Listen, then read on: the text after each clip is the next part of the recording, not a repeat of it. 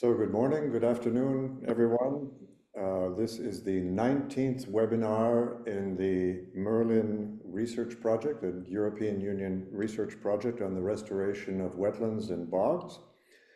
Today we are quite fortunate to have as a guest speaker Jose Fernando Figueiredo, which I'm pretty sure I'm Wow, pronouncing. thank you. Very well done. Founding president of the Global Network of Guarantee Institutions, as well as honorary chairman of the European Association of Guarantee Institutions, and founding partner of the Knowledge Factory, an international consultancy in the areas of strategy and business finance, green and sustainable financing. The thrust of this, as the importance of sustainable financing for projects grows, it's essential to have alternative sources of funding. And so this webinar will introduce the concept of mutual guarantee and its connection to freshwater ecosystem restoration. The talk will run in the nature of 30 to 60 minutes, and afterward we will have a question and answer period. Please feel free to put your questions in the chat. I will collate them and call on you in turn during the question and answer period. That should conclude a very brief introduction. Jose, please, thank you for coming. The floor is yours. Oh, thank you very much, Jan. Well, first of all, thank you very well. Good afternoon, everyone, and thank you very much for this opportunity. Well, I must tell you that when I was invited to talk to you about this afternoon about credit guarantees and about the, let's say, the possible links between credit guarantees and these subjects so attractive and fantastic and sexy of trying to restore ecosystems, and particularly the freshwater ecosystems. I was wondering whether or not this would be very boring for you guys, because guarantees are a financial business, and of course they are a bit more hard and dry than talking about your projects. Well, nevertheless, as you very well pointed, I mean, there is in reality nowadays the conscience that everything goes around, sustainability and green financing and recovery. So recovery of ecosystems and hello. Oh, sorry. Can you hear me? Yes, somebody has the microphone was switched on. And as it was very well mentioned in the summary for today's chat, the importance for sustainable financing is really growing, and every year we are let's say aware of the need to finance not only the traditional businesses but also the changes, the dramatic changes in the way the society is working and is behaving. So naturally, as we will see this afternoon, there are subjects that keep being difficult to overcome or to pass, in the sense that the financial sector is adapting in a fast pace, but at the same time there is this issue of the supervisory regulations about the let's say the obligation of the credit guarantee institutions and financial sector in general to be, let's say, under a very severe and a very complex regulatory framework. So the two things at the same time complicate very much the way we can work. So I prepared an agenda. All right, please give me just a second. I'm going to just grab a glass of water. Thank you. I prepared another agenda for today, and I will try to explain why and what are credit guarantee schemes, how the credit guarantee schemes work, what is the advantages and what is the meaning of this risk sharing in credit guarantees. I will touch upon the so-called World Bank principles for the establishment and management of credit guarantee schemes. Well, I was not aware of the details of the MERLIN project, so I was studying these days the project itself, and I was trying to find the links between the credit guarantees and how we could, let's say, establish the relevance between the Merlin project and projects alike and the financing institutions such as the credit guarantee schemes, and particularly the mutual ones. I was trying to understand what could be the areas where these credit guarantees could have an interest in connecting directly and playing an helping role in financing and in developing the projects. Also discussion, I also tried to see what were the case studies that were in the website, what were the different, let's say, examples that that are being presented in the field. So, and one of the things that I tried to understand is on practical examples from my own credit guarantee scheme. So I'm still running a mutual credit guarantee society, not a big one. It's the 1 billion euros credit guarantee scheme. I already managed 4 that were totaling around 10 billion euros, so we're quite sizable. And I was trying to understand by my own examples how this could feed into the financing of some of the Merlin case studies, right? So this is the agenda. I don't know if you have any questions. If you have, I will propose you to have an open session, because we are not many. So in the sense that if you want to interrupt me, if you want to just jump in with some questions or with some add-ons or with some suggestions, please feel free.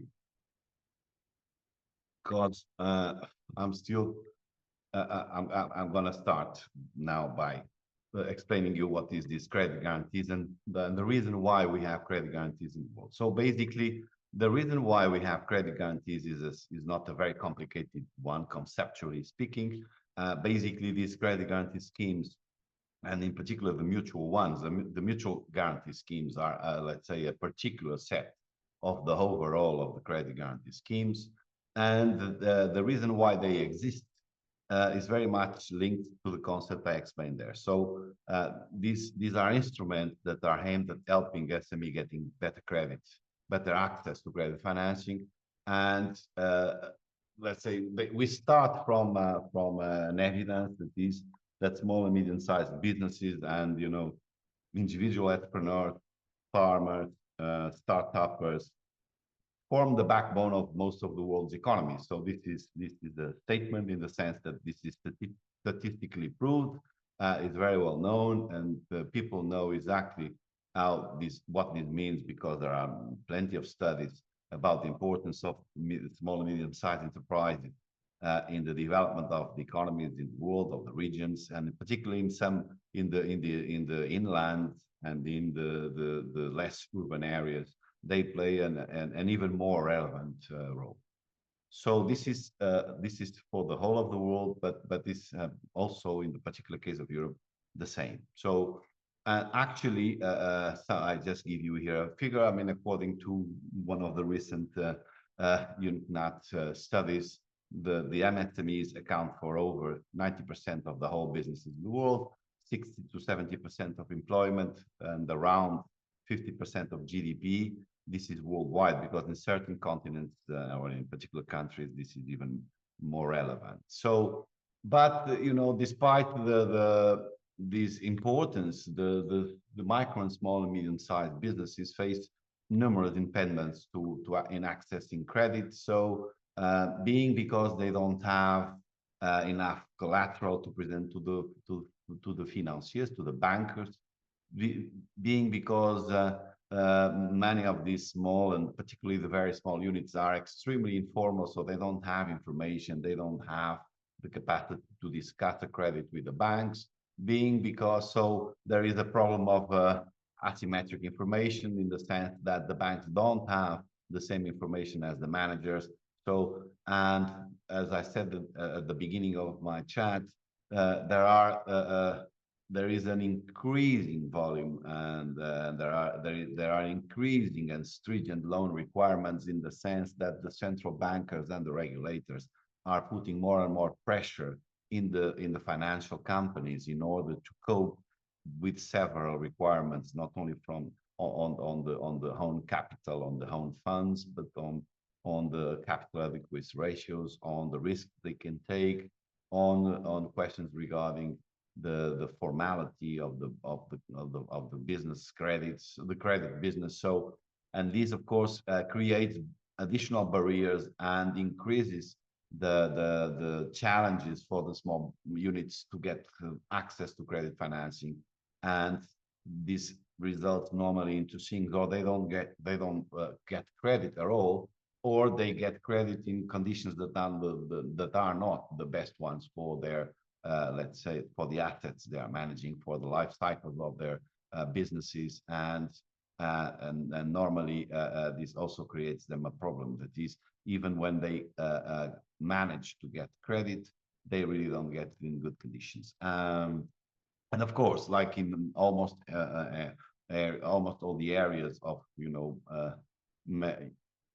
many activities, this is even more visible for certain segments. Of course, if we're talking about young entrepreneurs, women entrepreneurs, or regional investments, or some particular areas of investment. If we're talking nowadays, and this is the subject of today, about green and decarbonization investments, or social or impact investments, startups, they have even bigger problems in accessing credit financing. So, and in the particular case of the green economy and of the investment in the decarbonization and on the green transition, and the project, the MERLIN project is related to this.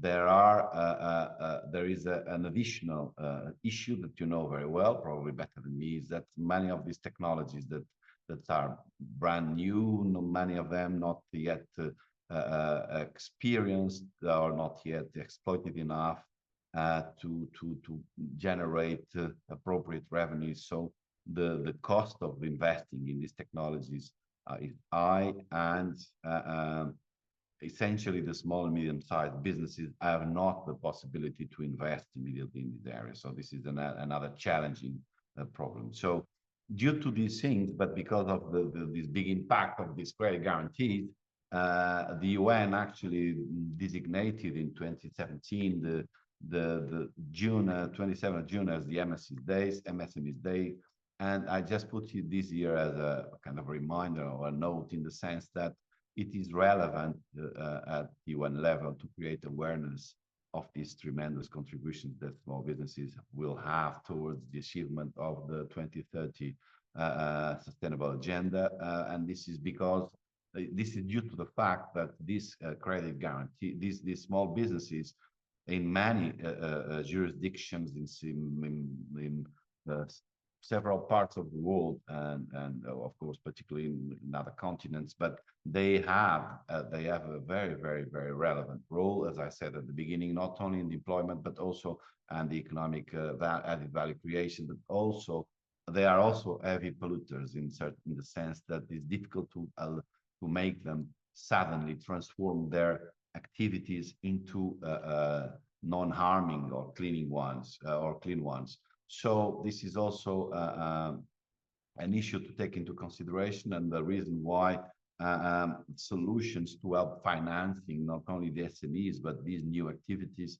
are relevant. Of course, the EU Green Deal also applies to, I mean, both the SMEs, industrial sectors, and naturally to the financial sector. The financial sector actually is passing through a very, very fast and deep change in the way we have to analyze, as I said, the files, and the way we have to develop and prepare our risk models, and so on and so forth. So the reason why I mentioned before now, what are these credit guarantees? So the credit guarantees actually came out as one of the probably the main financing tool that was developed since 1917, starting in France, until today. Nowadays, so almost all the governments, being through public credit guarantee institutions, being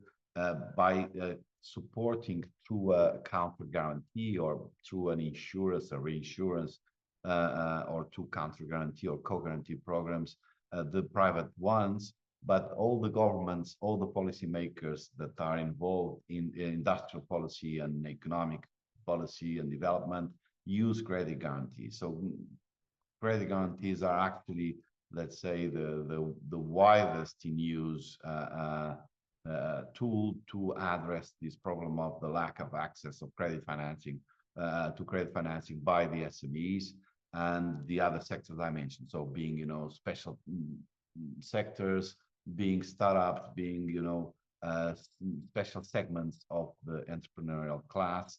And it is relevant to understand, just to give you an idea, that at the European Association of Credit Guarantees, we represent 40-something credit guarantee schemes, and we are talking about 200 billion in credit guarantees portfolio in our members.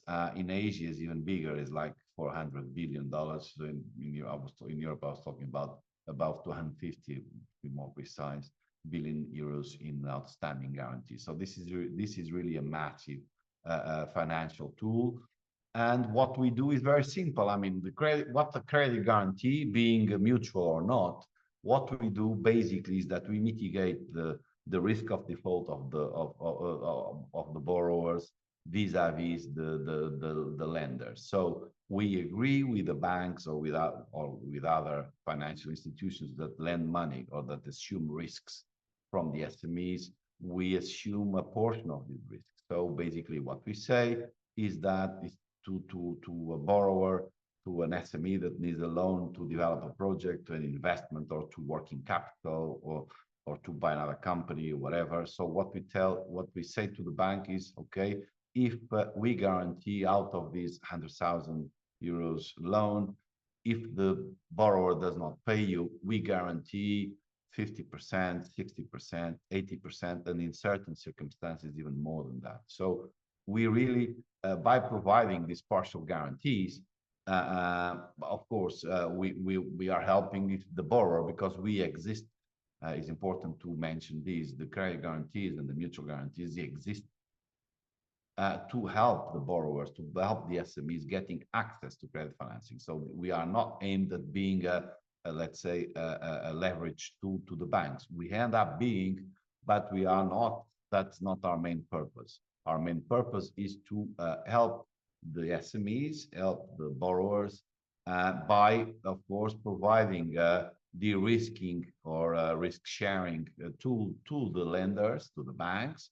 And through that, they increase their willingness to lend to this class of undertakers, so to these smaller units that most or many of them would have been denied the credit otherwise, because they, as I said before, because they are very young and they still don't have assets to use as collateral, or because they are not interesting in comparison with other applications for the banks, balance sheets, and so on and so forth.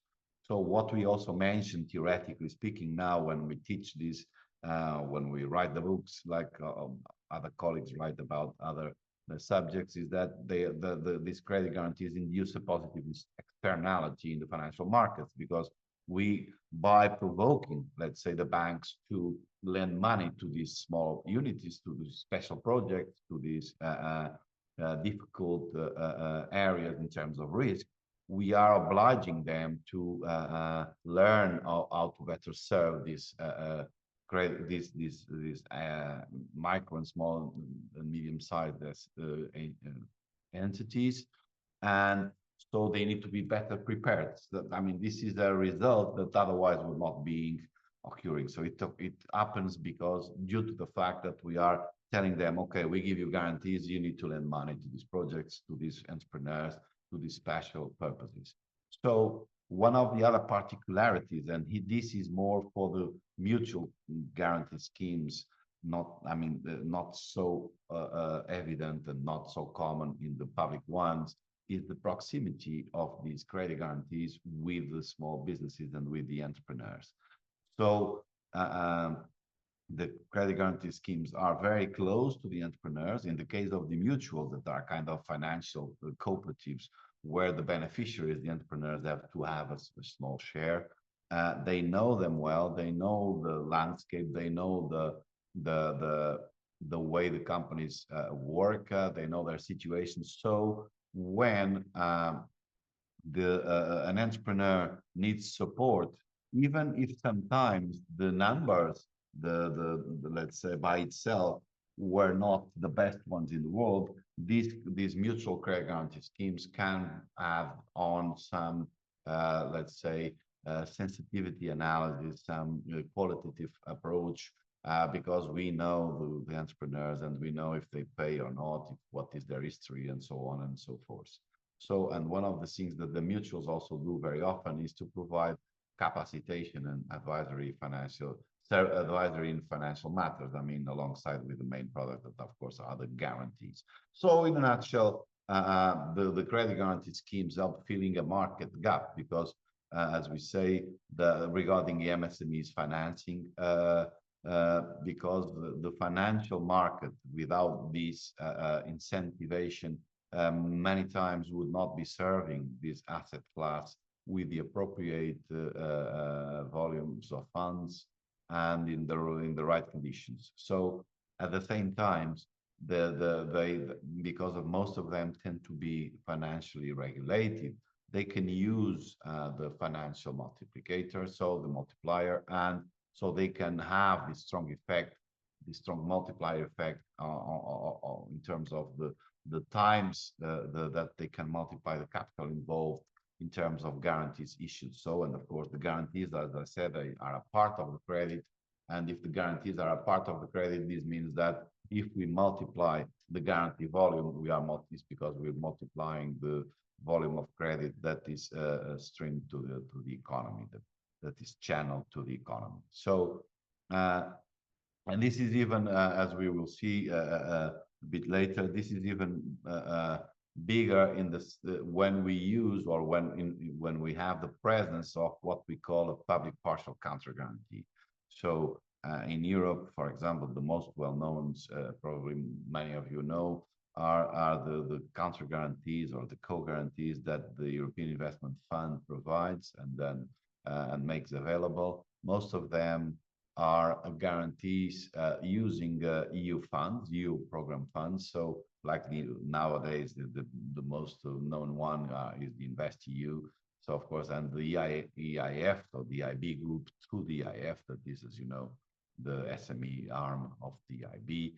What they do is that they design and distribute programs of guarantees that actually guarantee the guarantee. That's why we call it counter guarantee. So when I give a guarantee of 100 to a bank to cover, let's say, a 150 loan, and I give them a, say, 100 guarantees, so I'm covering 2/3 of the loan, I get a counter guarantee from one of these funds, being a national counter guarantee one or being the EIF, of say 50%. So basically, we are sharing the risk across all the process, and this, of course, allows all of us to do more activity, to lend more money, to guarantee more to the SMEs and to the entrepreneurs using the same volume of funds, or of course, or use less funds to do a certain level of investment. So that's why, as I mentioned before, nowadays, credit guarantee schemes are really useful tools to channel these public policies, and the governments, and particularly the ministries of industry and economy, and also the ministries of finance, use these widely of course, or the European Commission, as I mentioned before, use these tools widely in the sense that they can, of course, multiply a lot, so they don't need to have a lot of money to do the big volumes of financing, in the sense that they use the money from the banks, and then they cover the risks the banks are taking, so they don't have to lend the money directly themselves. And so when they cover only the losses, this means that the losses are just a small proportion of the total loans, meaning that they don't need to set aside so much capital to lend directly to the small businesses, or of course in the case of if we compare it directly to the subsidizing programs or for the subsidized programs, I mean, this is the same. So the government does not need to spend as much money. So not nowadays in many financing policies, what we can observe and is sometimes what they call the off-the-shelf instruments that are basically designed and distributed across Europe more or less in the same way to all the countries. And also these credit guarantees, I mean, the most evident were the COVID-19 big credit lines that were launched around the world by almost all the governments to help the SMEs and to help the companies being financed and then stay still and waiting for the pandemic to end instead of just closing and losing their assets. So these institutions also play a very, very relevant counter-cyclical role. So I have, if this works, hopefully yes, nope.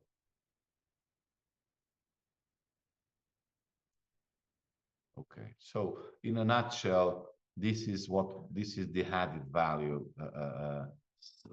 cycle for the guarantee. So we have essentially three main beneficiaries. So on one hand, we have the SMEs and the entrepreneurs, of course, that they get access to credit finance. Of course, we're talking always about, it's very relevant to say from scratch that we're talking about companies and projects that need to be economically sound and viable. I mean, these institutions are not aimed at serving as recuperation or restructuring tools. I mean, for that, there are giant credits funds and things like that, or specific public policies for depressed areas. The relevant thing is that the normally, I mean, I would say 99.9% of the situations, we're talking about sound and economically viable projects that have a problem of accessing credit finance for the reasons I mentioned before. As I said, I mean, the SMEs also get some specialized expertise. I mean, the qualitative factors regarding the risk analysis I already mentioned too. So it's important to introduce this qualitative capacity, this knowledge, this particular knowledge of the SMEs and of the SME entrepreneurs in order to take a credit decision or credit risk decision that would be a no otherwise. And of course, they have a wide geographical coverage, and this is the particular feature. The last bullet is about the mutual guarantees. So in the case of the mutual guarantees, that is the scheme that I launched here in Portugal in 1994. So already, actually, we celebrate 30 years of the launching of the first mutual guarantee society in Portugal this year. And in these last 30 years, we issued like around 30 billion euros in guarantees. We served like 200,000 operations, 100,000 SMEs. And in our particular case, as we are mutual, we have 100,000 SMEs that are shareholders of the scheme, which means that they really also contribute to the success of their own activities, because then we use this collective guarantee to act as an umbrella when each of the members goes to the bank and require the guarantees. Also relevant to say that the mutual guarantee schemes don't do only credit guarantees. They don't do only guarantees for loans. They also do guarantees that normally, that particularly in projects, for example, like the MERLIN one, where there is a kind of a subsidy element in many circumstances. These guarantee schemes also provide, performance bonds, guarantees to cover the risk when the public authorities advance a certain amount of the subsidies they approve. So we do in my own company. I mean, we do that on a regular basis, and we have thousands of guarantees for these purposes. We will see in the examples later on. So of course, for the banks, is also this. I mean, the banks also have an advantage in the sense that they reduce risk, so they don't have the same exposure for the same amount of credit. So they share risk, and their loss given default ratio goes down, so the declines immediately, and these increase their profitability for the same amount of money they lend. of course, due to that, they also can be, as I said before, they can increase their willingness to lend to this kind of undertakers. And in many cases, namely in credit guarantee schemes that are regulated by the central banks and that have to obey to the Basel III regulations, which is the case of mine, again, the guarantees also have a positive effect in the calculation of the capital requirements by the banks, which means that they don't need to use as much capital as they would without the guarantee. And of course, as the capital, like in all the businesses, is the most expensive part of the financial means they use to lend the money, they increase the profitability of their loans. So again, the banks in certain circumstances rely in the credit guarantees to use their expertise, their specific knowledge of the SMEs to have a better decision process. And naturally, the banks also want not only to cover the risk, but they want to be paid in case the company does not pay to them. So in case of default, the banks have a very liquid collateral that is a guarantee. For example, in our case, we pay the banks in case of default between 30 and 90 days. So they don't need to go to court to call the collaterals, or they don't need to apply any jurisdiction measures to the companies. That last but not least, for the public authorities, of course, this is, as I mentioned before, a very cost-efficient way of doing public policy, because the governments don't need to set aside or to use taxpayers' money in such a big amount. They only have to cover the potential losses in advance, and then, of course, the effective losses. We tend to be conservative, so normally there are buffers in the sense that the ministers go on television and say, okay, we're going to launch a 1 billion euros credit line to help and to support the green economy or the transition of the SMEs to the green economy. And in reality, the minister is not asking for a 1 billion check from the Ministry of Finance. What they're doing is they are basically using the money from the banks to lend the 1 billion. Then we guarantee, imagine, 80% of the bank's loans. So we guarantee 800 million out of the 1 billion, of course, split it in many loans. And finally, if the losses, and finally we get, let's say, another 80% of coverage from this country guarantee from the government. And in that case, if there is, say, 10% of defaults, this would mean that the state would lose 10% of the counter guarantee they issued, that is 640 million, because it's 80% of the 800 we issued to the banks. And this means that they would lose only 64 million. So actually, with a capital allocation from the Ministry of Finance, so with 64 million euros in taxpayers' money, the minister can go and announce a 1 billion measure of support to the economy. This is how it works. And this is, of course, quite cost efficient to the politicians. That's why they use it widely, and they normally love the instrument a lot.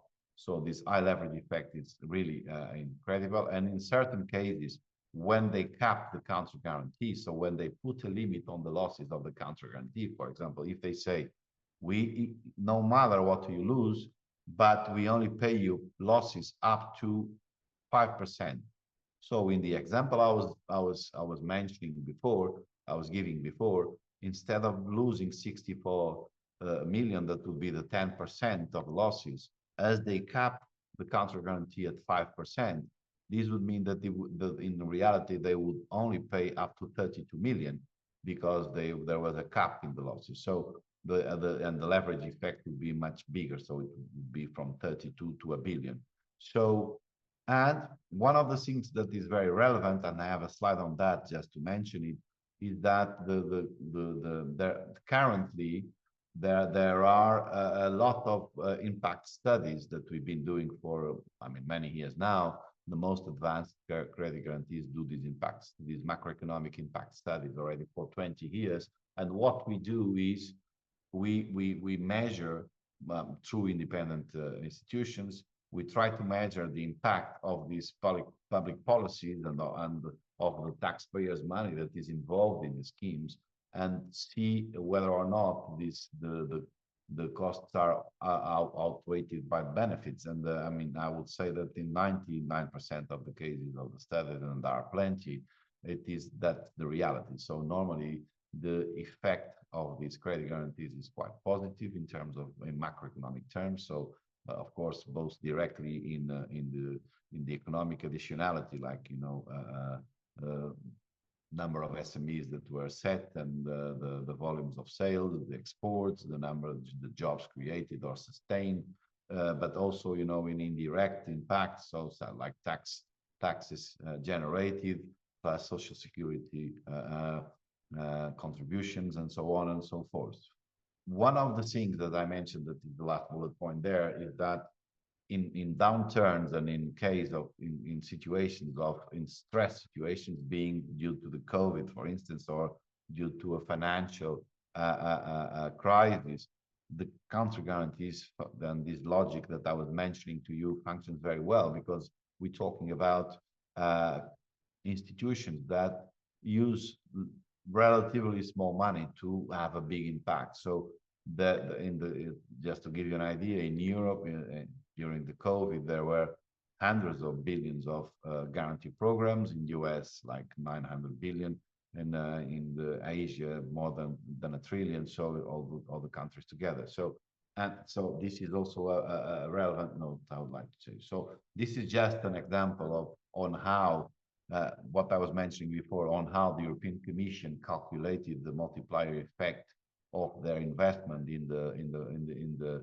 the so-called the Juncker plan, so the investment plan for Europe. I mean, this is already from some years ago, but still the logic is the same. So basically, the EFSI, so the European Fund for Strategic Investments, were just putting a small, not a big amount of money, and they multiplied it internally from the initial allocation from the Commission to the IB/IF group 3 times, but then generate a palette of products they were offering, and then through the second layer of multipliers coming from the managers of these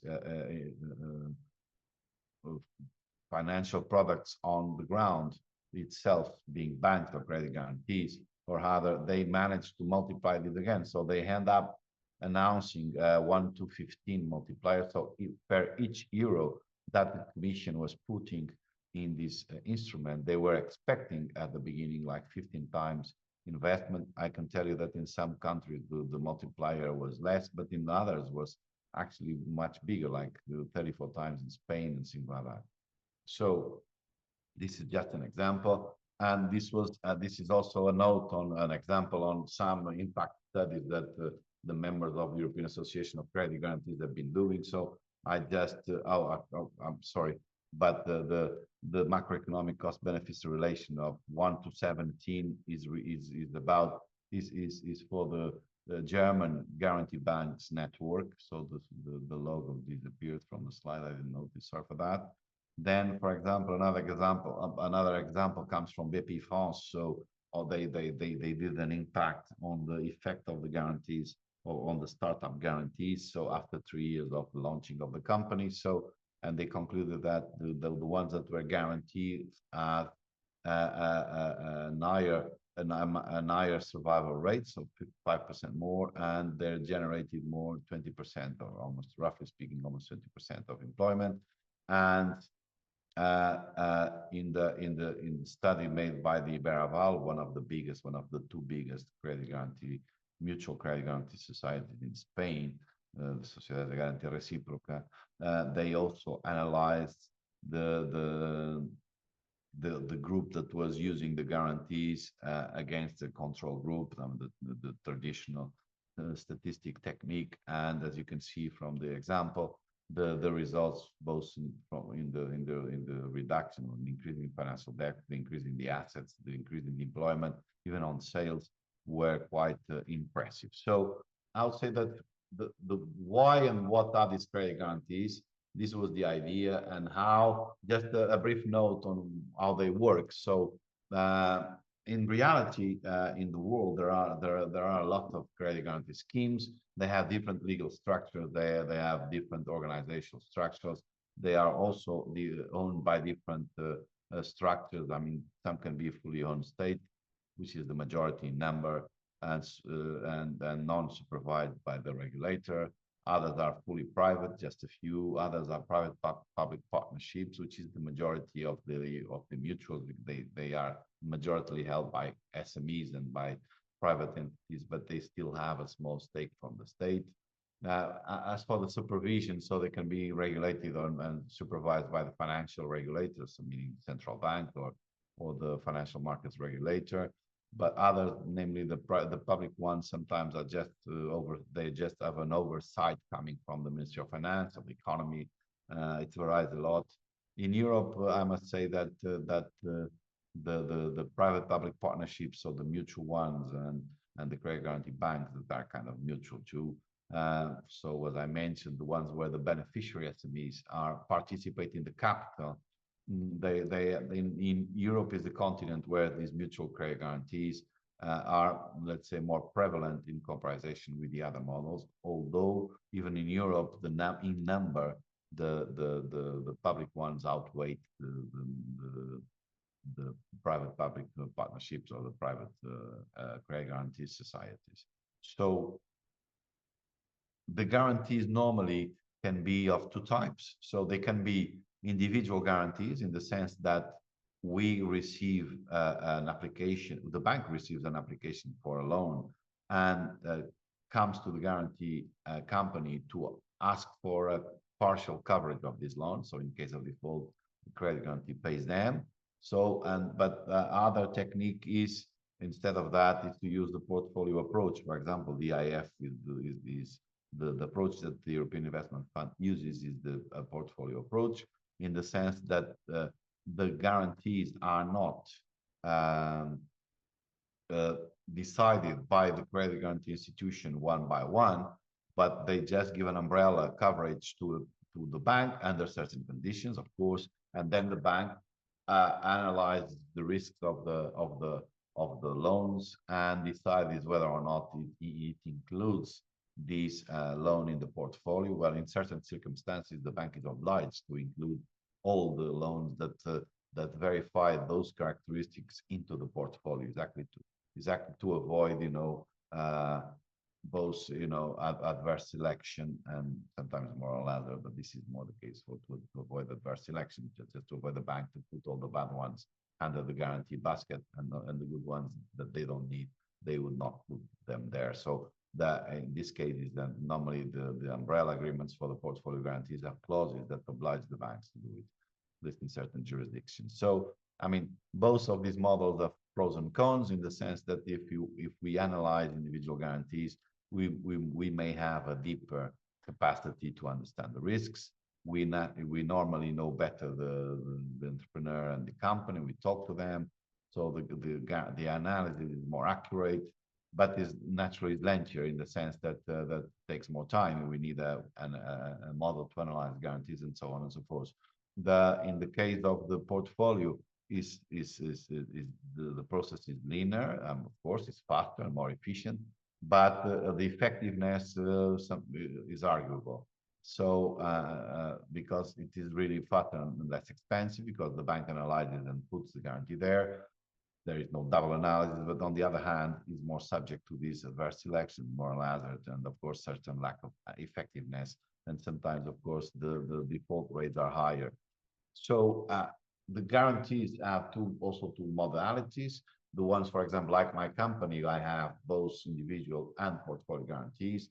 I have a network of branches across Portugal, so the companies can go directly to my branches and ask for a guarantee and then go bargaining at the bank, or they use the traditional way, that is, they go to the bank, ask for the loan, and then the bank places a call for a guarantee vis-a-vis our services.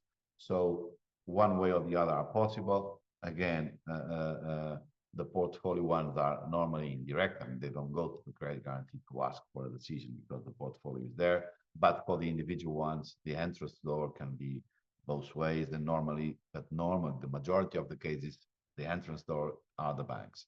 So the guarantees, as I mentioned before, they cover a certain percentage of the principal of the loans. So and of course, if it is investment loans, they follow the repayment. Let's say the respective repayment periods of the loan, so they follow the loan structure and the repayment structure. If it is working capital or is different, of course, because normally we rotate it's a overdraft coverage. We cover the overdraft amounts and limits up to a certain extent. And for example, if it is a guarantee for these special purposes I mentioned before, I mean the ones that we do for technical guarantees, or the performance bonds, or the guarantees to cover the risk and in advancing subsidies or grants. These are one-off guarantees. In that part, we don't share risk with the banks. Actually, in those types of products, we compete with the banks, and of course have to be competitive in order to serve the clients better. Of course, as we don't, these credit guarantees, is very relevant to say that in most of the cases, credit guarantee schemes are not for-profit organizations, or even when they are legally for profit, they don't tend to distribute dividends. So they use the accumulated returns or the accumulated results and reserves just to increase their capital base and just to be able to do more guarantees and serve more the SMEs with carrying the profits. So in terms of costs, just one small note for the portfolio guarantees. Normally, what we have is a percentage of the principal of the loan, of the loans that are included in the portfolio, but at the same time, in most of the cases, not all of them, but there is what we call a stop loss clause, in the sense that we can say to the bank, okay, you can organize a portfolio of loans with certain characteristics, amounts up to 100,000, these prices for the interest rate, the tenants, and so on and so forth. But and we cover you each loan at say 80% if it is investment, 50% if it is working capital. But if your final losses, when your final losses reach 5%, then there is a stop loss clause and you lose all the guarantees. And so the maximum default that we would be accepting for this contract is achieved. So all the guarantees just go down immediately at that time. So this is a particularity of the portfolio guarantees. And of course, this allows the portfolio guarantees to have a much bigger multiplier than the individual one normally. So of course, there is this is not for free. So there is a fee that is normally charged annually over the outstanding amount of the guarantees for the individual ones, of the outstanding portfolio for the portfolio guarantees. It is also very common nowadays to have a kind of a setup fee, or even some processing fees. These are not very relevant amounts, but still they exist, so it is important to relevance. As for collateral, the credit guarantees, namely when we are talking about financing investments and supporting the loans to finance certain types of investments, if we are buying a warehouse or a machine, or let's say land, is normal to ask for a fixed collateral or even a movable collateral if you're talking about movable assets.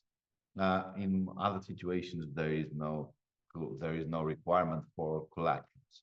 Sometimes some credit guarantees also ask for personal collateral, others don't. Again, the landscape varies a bit across Europe. But if we're talking about special programs where the guarantee is largely covered by counter guarantees from the state, in certain circumstances there is no need to ask for collaterals. For example, during the COVID, we were not asking collaterals to the SMEs. So this is just, I'm going to pass through this very, very briefly. You will have it in the presentation if you allow me. This is just a detailed, more detailed analysis of the two models, the two main models I mentioned. So the private public one, or fully private credit guarantees, and the public one. So I already mentioned, so the pros and cons are there. Normally the smaller ones are more accurate in risk management. They don't have as much capital as the big public ones. So, but of course the public ones are more near the public decisors and the public policies, but they are also more subject to, you know, influence from the public deciders and also from the politicians. And this is an issue in certain cases, right? So I also let you hear two examples. I mean, the Romanian National Credit Guarantee Fund and the Portuguese Sociedade de Garantia Mútua that are mine. I mean, I launched them, as I said.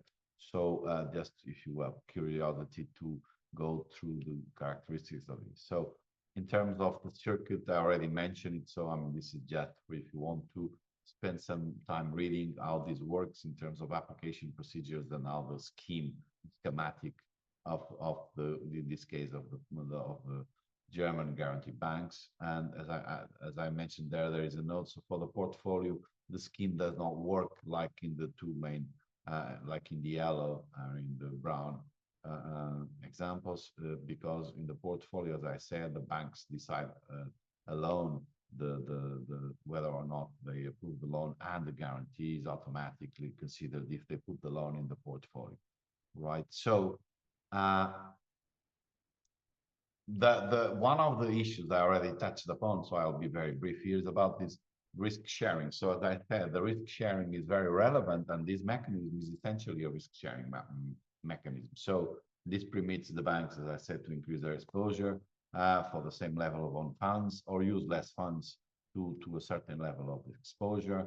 The existence of the public counter guarantees is very relevant, namely for the mutuals, because it allows us to leverage a lot our guarantees issuing capacity, and of course the counter guarantee as well as the level of guarantee to the banks is also relevant when we are thinking about the capacity to tackle riskier segments. In what sense? In the sense that if I'm trying to finance green projects, if I'm trying to finance cleaning of ecosystems, if I'm trying to finance startups, if I'm trying to finance certain classes of women entrepreneurs or use, they tend to be mathematically, not only theoretically, riskier, which means that the banks don't want to finance them at least in the same way or with the same volumes. They want to finance the regular established SMEs that have historical figures and a cash flow and so on and so forth. So in that case, what we can do is we just modulate the guarantee and the counter guarantee. So we can say, okay, if it is a regular investment loan to buy a machine in a normal company that is doing well, is okay, it exists for many years, I mean, as a solid cash flow generation, so historical figures, information, a good management, blah, blah. So in that case, we will guarantee, let's say, 60%, 70% max, or 65% for investment, 50% for working capital. But if you're going to invest in green technology, if you're going to invest in a very risky project that is socially relevant, that has support from the policymakers or corresponds to a necessity of society, then I can, instead of guarantee you 65%, I can guarantee you 85%. So basically, I cover almost all your risk, and then I top up the average guarantee level, and through this top up, I can promote the banks.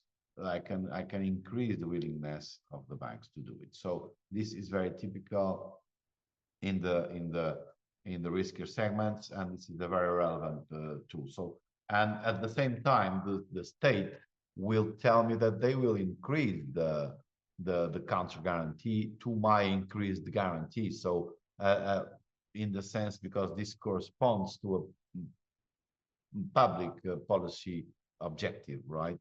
So And at the same time, as I said, this, of course, the leverage is still very high, not so high as in the normal ones, because of course, if we guarantee only 50%, we multiply more than if we guarantee 80%. But these are, as I said, very important and very relevant policy tools. So, I mean, again, these are some slides about the risk sharing mechanism. So this is a very typical one. I will multiply because each part covers a piece of the risk. It's relevant to say that in the investment projects, normally the company needs to also cover a part of the risk, and of course, alongside managing and taking all the risks of managing the project. So, as I have some figures there, I mean, some of them are not completely updated, but I mean, they give you a sense of the maximum coverage rates and the average ones. And this is still very similar to what happens today.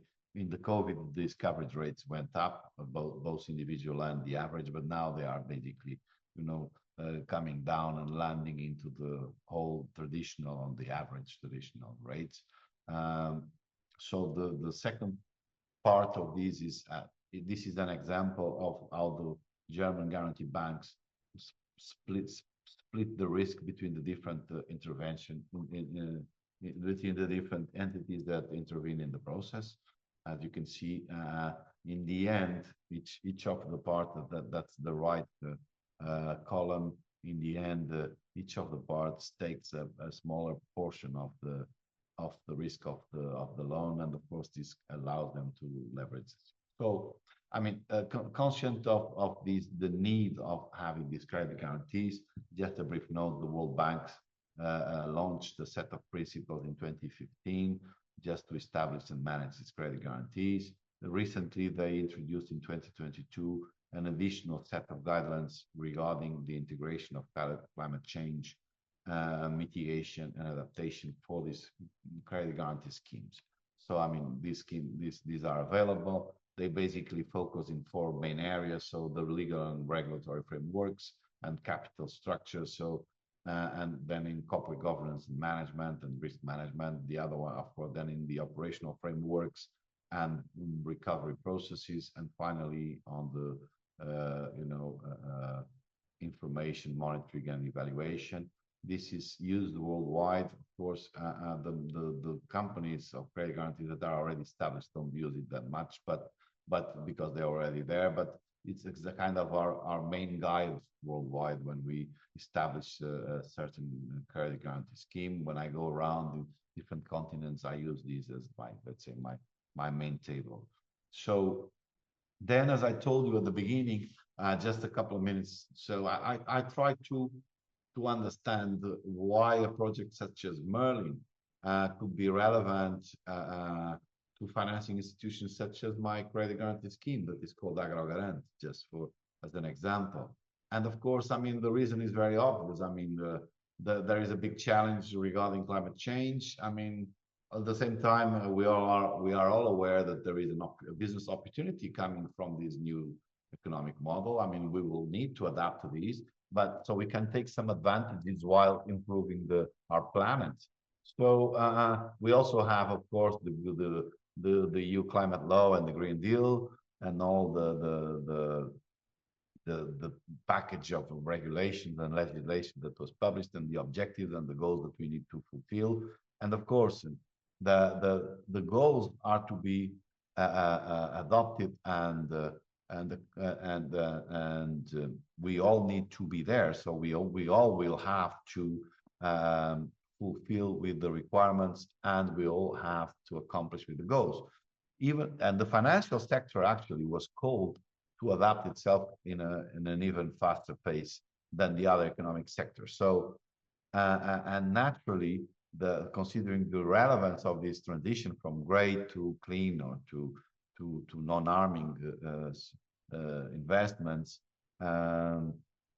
all the projects that aim at greening Europe and promoting a better planet and have a better and make citizens have a better life are, of course, directly linked with our new obligations, with financial institution obligations. Then the credit guarantee schemes are also among these financial institutions that have to adapt, and so they have not only to incorporate the ESG strategies themselves into their own strategic plans, and actually we have to report the ESG report every year as an attachment to our annual report, but and to create internal bodies to deal with the thing, and actually to first green to green our own organizations and our own structures and structures and the way we work. But also we have to introduce the green element and sustainability into our risk assessment models. And we have already a lot of taxonomies that were published initially for the public companies and the big corporations and the big banks, nowadays coming down to the smaller financial institutions, and from the loans to the big corporations to the loans to the SMEs and the micro unities and the projects. So we have to incorporate this. So there is clearly a link. So, and the project such this one makes totally sense to have. I mean, the sense that we're restoring freshwater ecosystems, so we are improving the environment conditions, we are dealing with the Green Deal, we are dealing with greener our planet, and recovering areas that were not like that. So it is relevant to us. So I just quote here Pietro Kalic, that is one of the directors of the World Bank, about what we have to do. So these three main questions are very interesting. So I mean, if there is he was writing already in 21, if there is an emergency, yes, we are going. How are we going to address it? Yes, we need to address it. And of course, who's going to foot the bill? And for us, credit guarantee, and we were mentioned the credit guarantee institutions as one of the tools, exactly due to the reasons I mentioned before, that can help, of course, that can help policymakers and the private undertakers developing these green projects and developing this change in the mindset and the way we finance not only the economy but also the other projects helping the planet. So I mean, these I mean, Merlin is this is just a copy from the website, so I was interested in knowing that this expectation to change and to help mainstreaming the activities to recover the ecosystems. Very interesting. So there is clearly a connection between the credit guarantees and the projects. I mean, the 6 sectors that the MERLIN project mentions, some of them are obvious. I mean, the agriculture sector. I mean, I'm running Agro Guarantees, the mutual guarantee society that finances agriculture, but also hydropower, or I mean, even the insurance sector, although they compete with us in many cases. That some of the techniques to cover risks. I mean, we're not talking about environmental and big disasters risks, but the risks of a flood affecting a plant, or risks of a sudden change in the environment affecting the production of a certain unit, and through that they don't pay the loan that we're guaranteeing. We need to pay attention to that naturally, and of course both the peat extraction sector or the water supply are also of our interest. As I mentioned there, we can be enablers in the traditional sense, so we can provide guarantees to the banks for these sectors to develop projects that fit into the MERLIN project, but at the same time are economically viable and will generate revenues to pay the investments that are needed to do the project, which means that in that case we're just doing a guarantee as we do to any other economic activity.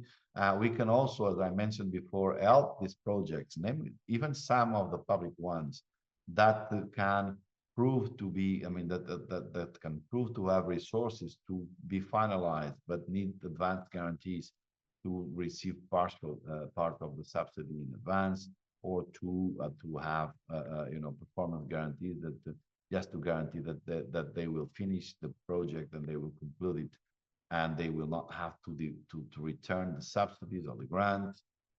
So in many different areas, as long as these projects and the applications are viable, I think we have naturally the interest in connect and communicate with the MERLIN project.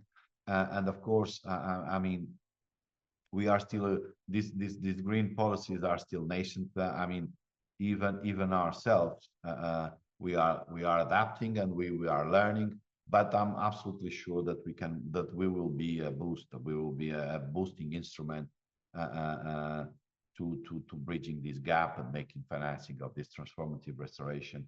In this case of Merlin, of this freshwater ecosystem, the reality. So this is what well, then I try to elaborate a bit, going through the website and trying to learn about the project. And I was looking at the different case studies that were there, and I tried to, I mean, imagine what AgroGarant, my own mutual guarantee company, could have done in the case of some that were based in Portugal. I mean, this is one example, the Hervidel floodplain case study.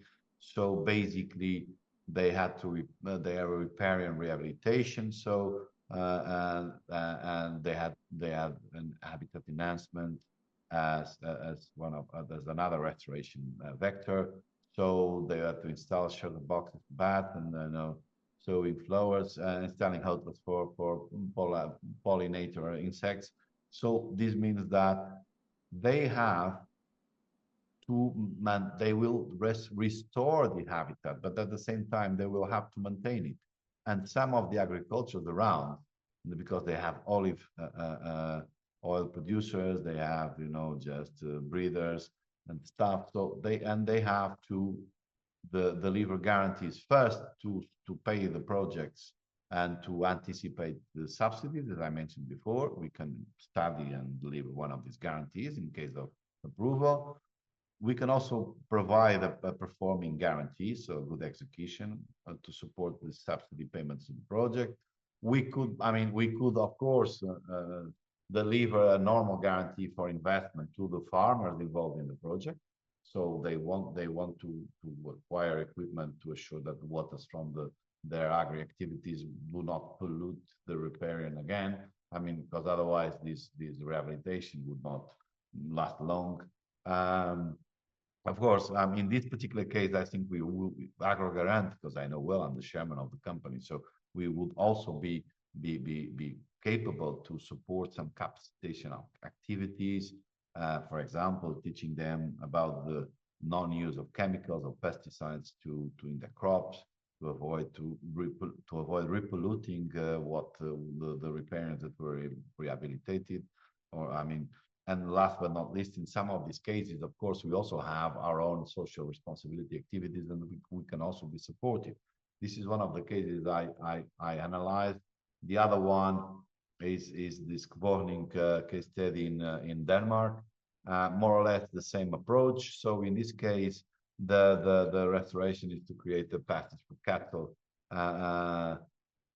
And so the MERLIN funds will support grazing and the restore of the restored area after implementation. So it's a bit more sizable.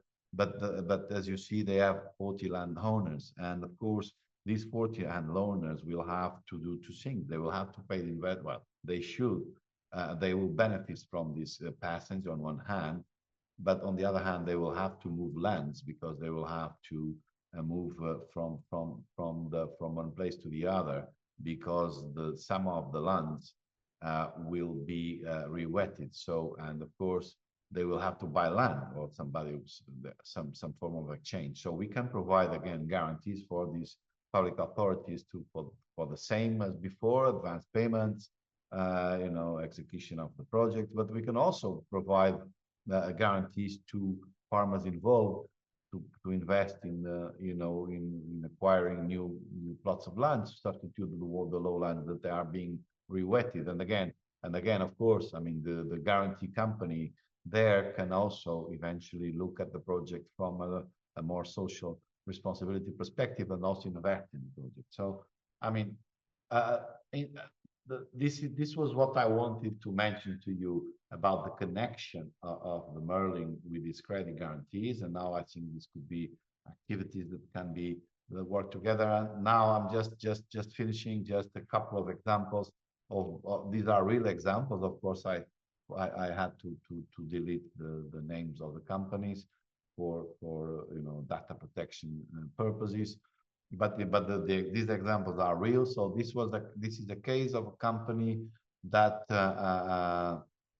was going to invest in the valorization of these agricultural byproducts such olive pomace, and they were investing to do that.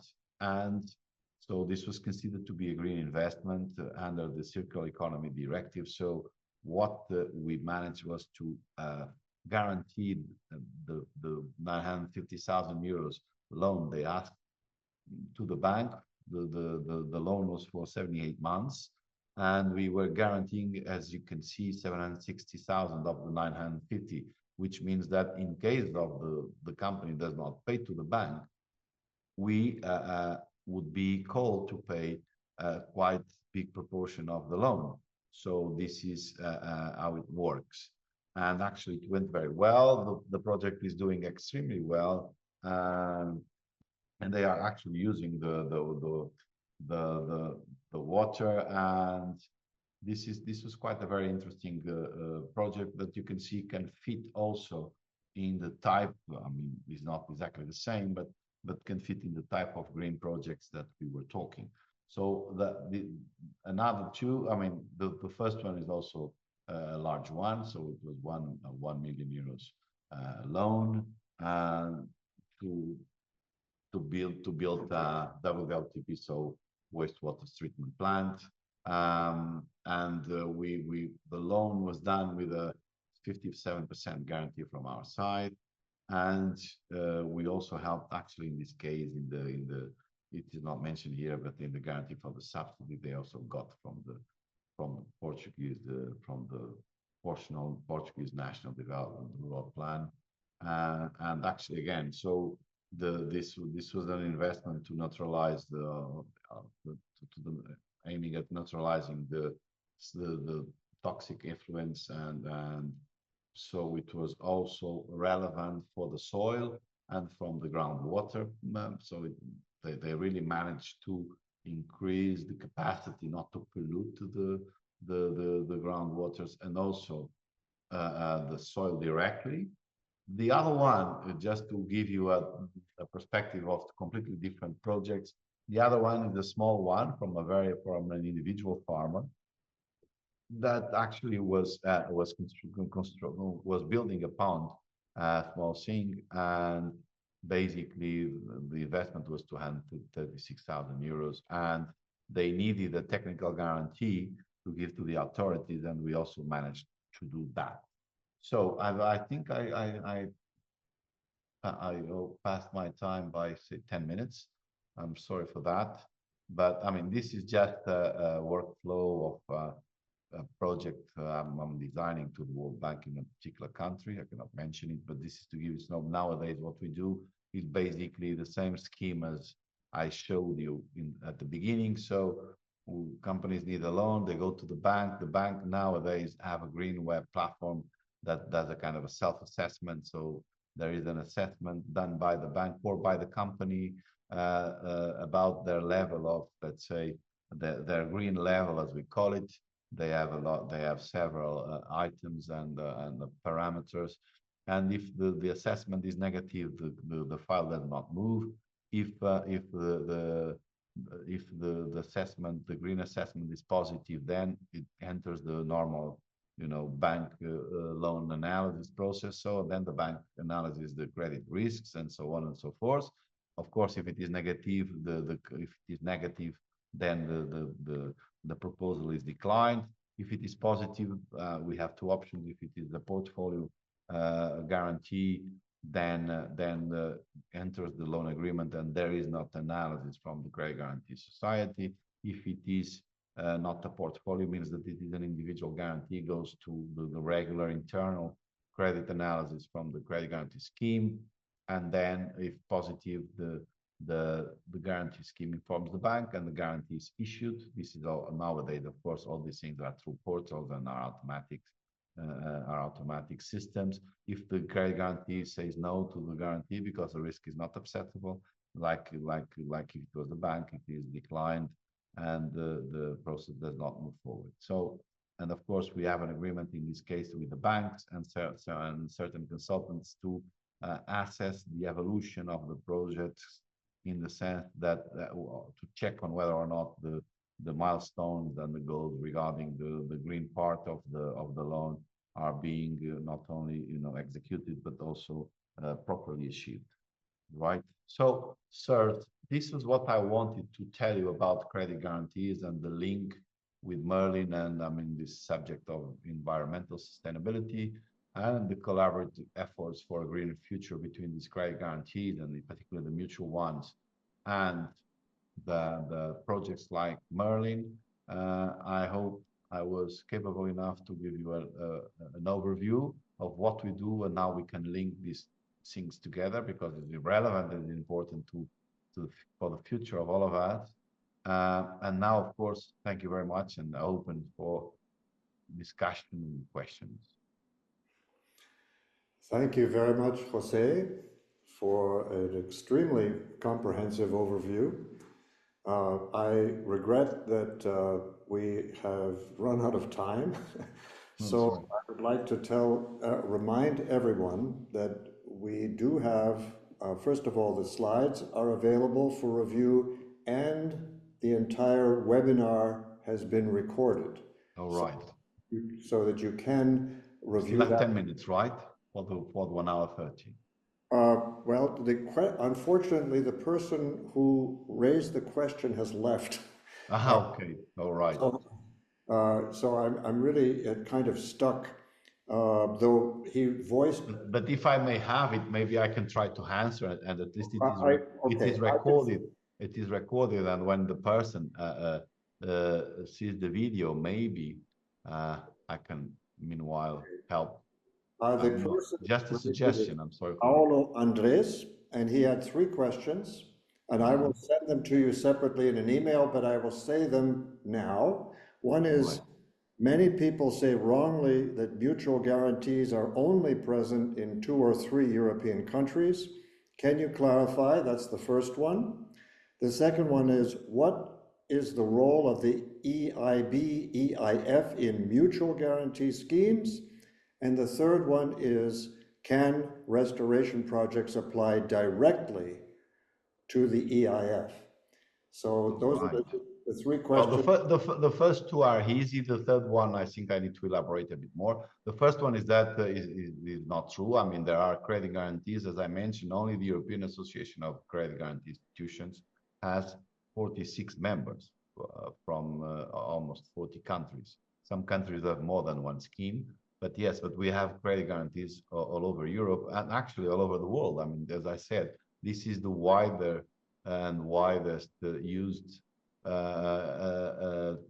financing tool for small businesses in our world by far, by far. But then the second one was about. The question is, what is the role of the EIB, EI/EIF? Yeah. The EIB, as I said, I mean, the EIB group, particularly through the EIF, that is the arm of the EIB for small and medium-sized enterprises and mid-caps, provides not only direct guarantees to banks, but also counter guarantees and co-guarantees to the mutual credit guarantee institutions and to the other credit guarantee institutions that are not mutual. And through that, they leverage their capacity to do guarantees and to, of course, increase the lending to these small and medium-sized enterprises. So they play a very relevant role. Of course, they are played essentially by using European Union programs, such as I mentioned, such as the InvestEU and others. And the last one was about, sorry? Can restoration projects apply directly? No, sorry, yes. I mean, I don't know if they can apply directly to the EIF, EIB. That part I will have to check, but I can tell you that from the examples I mentioned, the part of these restoration projects that are viable and that have this economic, let's say, market economic side, as I mentioned in my examples, those type of investments can apply directly to a guarantee institution and the guarantee institution, of course, can decide a guarantee that helps them to get a loan from the bank. So the answer would be yes for this part of the projects. And the second was about let's say, if they want to go directly to the bank, maybe the banks will have more difficult to approve certain types of guarantees or certain loans guaranteed by these umbrella portfolio guarantees from the IF. But eventually, yes, too. I mean, nowadays, under InvestEU, there are lots of programs regarding green financing and social responsibility. Actually, I mean, as you know, the European Investment Banking Group changed their own the way they designate themselves to the Green Bank of Europe. So hopefully they also will they provide lines of guarantees to the banks in order to allow projects like this one to access. I mean, at least part of the project definitely will be able to access. There is a final question, but I believe you answered it about Merlin. The question is, without making any profits and no chance to pay back credits, how could guarantees be relevant to restoration projects like Merlin? I believe you answered that one. Yeah. Yeah, I mean, I try to say, I mean, there are the parts of the project that are, let's say, the market economy ones that, I mean, because, for example, you restore an ecosystem, but you may have as partners of this restoration also some tourist activities that do not harm the environment, and that can, of course, benefit from this restoration to have more revenues, and they can eventually pay small loans in that for that part of the business. But for the other ones, but for the public part, say the one that is essentially grants, as I mentioned, we also provide guarantees to anticipate subsidies or for the good execution of the projects. And as you know, many managing authorities require these guarantees. So in that sense, we can also play a role there. Wonderful. Well, thank you very much again for an incredibly comprehensive overview. Again, I remind everyone this is recorded, so for all these tremendous details, you can review this to see it. We have a summer break now. There will be no webinar until early September, the first week of September, and it will be announced in advance. So, Mr. Figueiredo, thank you very much. I stop sharing here, and I thank you very much. And we'll see everybody in September. Thank you, Jan. Thank you very much for your moderation, and all of you for being patient to listen and attending. Okay. Bye-bye. Bye-bye. Have a nice week. Thank you very much. See you soon. Thank you.